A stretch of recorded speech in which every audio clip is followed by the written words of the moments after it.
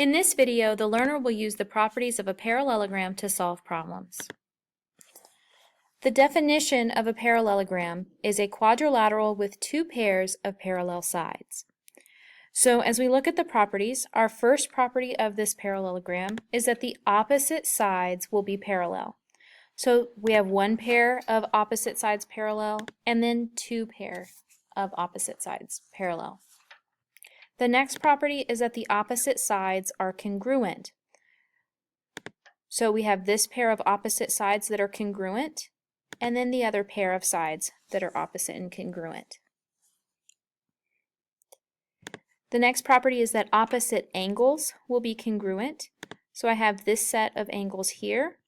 Notice they are across the quadrilateral from one another, and they are congruent. And then the other set that are across from one another and are congruent.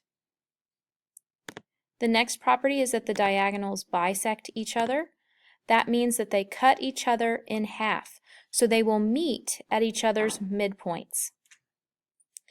The last property of parallelograms is that any pair of consecutive angles will be supplementary. Consecutive means in order, so next to each other. So any pair of angles in this quadrilateral that are consecutive will be supplementary. They will add to 180. So this pair of angles will be supplementary. This pair of angles will be supplementary. This pair of angles will be supplementary. And then lastly, this pair of angles will be supplementary. Now we're going to use this parallelogram here and the properties of parallelograms to be able to solve for the variables x, y, and z. We notice here that x is in an expression that represents the length of side QT. We know a property of parallelograms is that opposite sides are congruent. So we can compare 5x to 27 because we know QT has to be congruent to RS. Therefore, those measures are equal, so we can set 5x equal to 27 and then divide by 5 to get 5.4. For y represents a part of the diagonal here, RP, and we also have y in this expression for the other piece of that diagonal, PT. One property of parallelograms is that the diagonals bisect each other, which means they cut each other in half. So these two pieces, RP and TP, should be congruent. Therefore, those measures are equal, so we can set those expressions equal to one another. We could subtract y and add 5, and then we'll get y is equal to 9. Lastly, for z, we notice that z is part of the expression that represents the measure of angle QST. So we're going to be looking at an angle relationship for z. We also notice we have 95 that represents angle TQS and 33 that represents RQS. Well, we know we have a set of parallel lines, and this diagonal QS acts as a transversal. Therefore, we know angle QST is congruent to RQS. So we can set those measures equal to one another.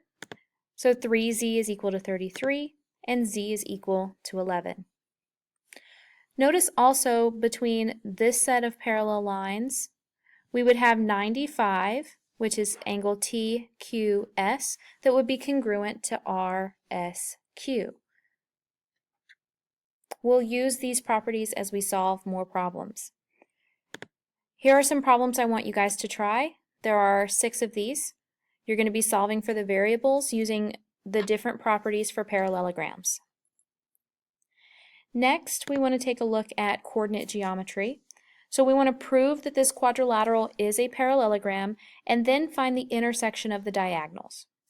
The coordinates are f at -2, 4, g, 3, 5, h, 2, -3, and j, -3, -4. In order to prove a quadrilateral is a parallelogram, you have to prove one of those properties of parallelograms is true. So we can use any that we want. We only have to prove one, but I'm going to give you 2 examples here. The first property I'm going to show is opposite sides parallel. So we could use this property to prove that this is a parallelogram, which means we need to find the slopes of the sides. When we find the slopes of all four sides, we'll find that the slopes of FG and JH are 1/5, and the slopes of FJ and GH are 8. So because those slopes are the same, we know that FG is parallel to JH and FJ is parallel to GH. Therefore, because we have opposite sides parallel, we know that FGHJ is a parallelogram. Another property that we could use to prove a quadrilateral is a parallelogram is that the opposite sides are congruent. That means we need to find the lengths of all of the sides. So we could use distance formula or use Pythagorean theorem here. We'll find that the lengths of FG and JH are the square root of 26. The lengths of FJ and GH are the square root of 65.